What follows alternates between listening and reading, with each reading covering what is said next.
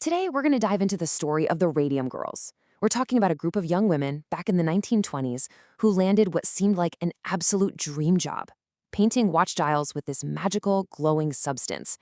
They were famous, known as the Shining Girls. But that beautiful glow that made them so special, it was a deadly poison, consuming them from the inside out. Their story is tragic, but their fight for justice, well, that would go on to change the world forever. Just think about this for a second. This is a warning from Pierre Curie himself, the man who, with his wife Marie, actually discovered radium way back in 1898. They knew exactly how devastating this stuff was. They had the burns to prove it. So keep that quote in the back of your mind, because it casts this dark, really ironic shadow over everything that's about to happen. You see, even though the scientists knew the dangers, the public in the early 20th century, they were totally obsessed. There was a full-blown radium craze. People called it liquid sunshine, a miracle cure for, well, everything. You could find it in face creams, toothpaste, even butter. There were radium clinics, radium spas. They even sold radium-laced jockstraps. No joke. People were literally drinking the stuff as a health tonic. It was the wonder element of the age. And right at the heart of this craze was a new kind of job, one that was perfect for young women. A lot of them were teenagers, just starting out.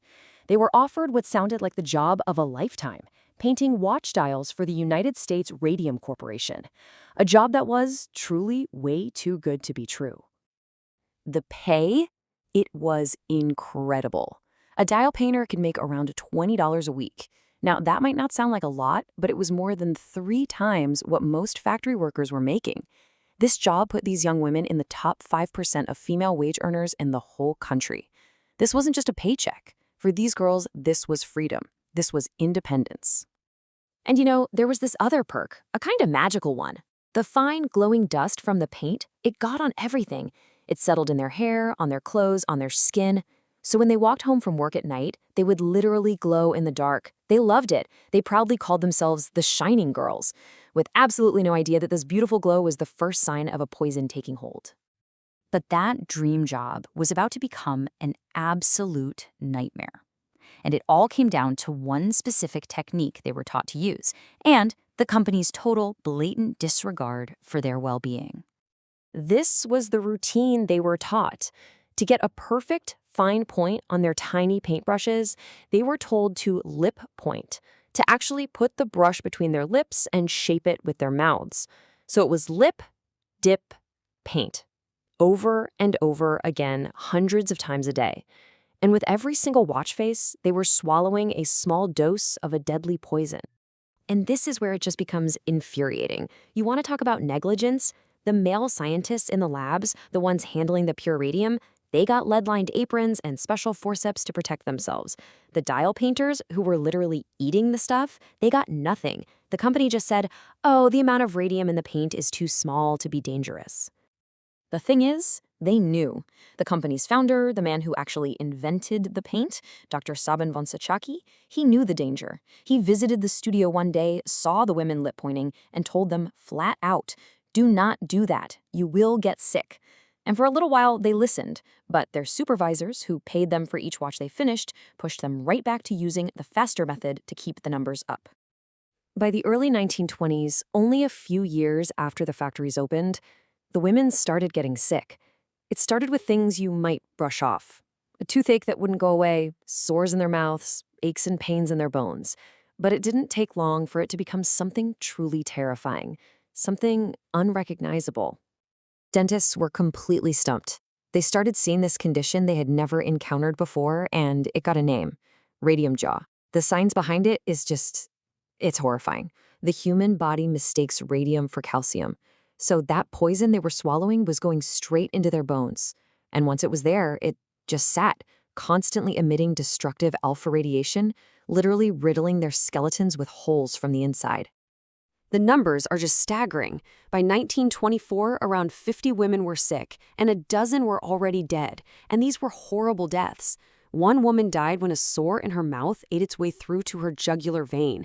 The poison that once made them glow in the dark was now killing them in the most gruesome ways you can imagine. As the women started talking to each other, connecting the dots between their old job and their shared, bizarre illnesses, they decided to seek accountability. But the U.S. Radium Corporation? Instead of helping, they launched a deliberate campaign to deny everything and deceive everyone. The company's cover-up was completely intentional. They hired researchers from Harvard, and that study confirmed their worst fears. The job was without a doubt the cause of the sickness. So what did the company president do?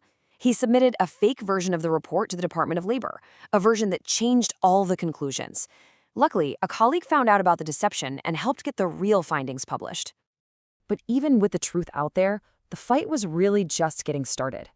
In 1925, a woman named Grace Fryer started looking for a lawyer. It took her 2 years.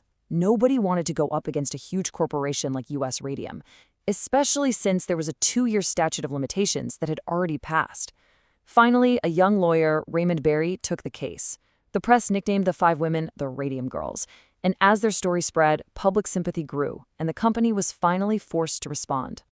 The company was forced to settle. I mean, these women were literally dying on the stand. Some were too sick to even raise their hand to take the oath. They got just a fraction of the money they asked for. But it was a victory. It was a landmark decision. For the very first time, a company was held legally responsible for the health of its workers. The Radium Girls did not die in vain. They couldn't save themselves? No. But their incredible, courageous fight created a legacy that has saved countless lives since and continues to protect workers even today. The immediate impact was huge. When World War II started, the demand for glowing watch dials skyrocketed all over again. But this time, new federal safety standards were in place. A whole new generation of dial painters was protected with the right equipment and safe training, all because of the lessons learned from the bodies of the women who came before them. And their sacrifice had an even bigger reach. This quote here, from an official at the U.S. Atomic Energy Commission, it says everything. The safety standards developed because of the Radium Girls were directly applied to the scientists and workers on the Manhattan Project, protecting thousands of people handling brand new radioactive materials like plutonium. The ripple effects are just astonishing.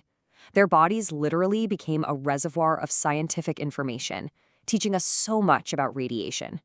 Their case helped pass laws to compensate workers who get sick on the job.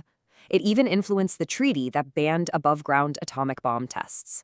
And maybe most importantly, it established the fundamental right for a single worker to sue a massive corporation for abuse.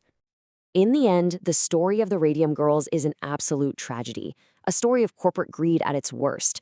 But it's also this incredible, inspiring story of courage that led to real, lasting change. The protections so many of us take for granted today, they are literally written in the bones of these women. And it leaves you with a question, right? What invisible battles for worker safety are being fought right now, and what can we learn from the girls who glowed?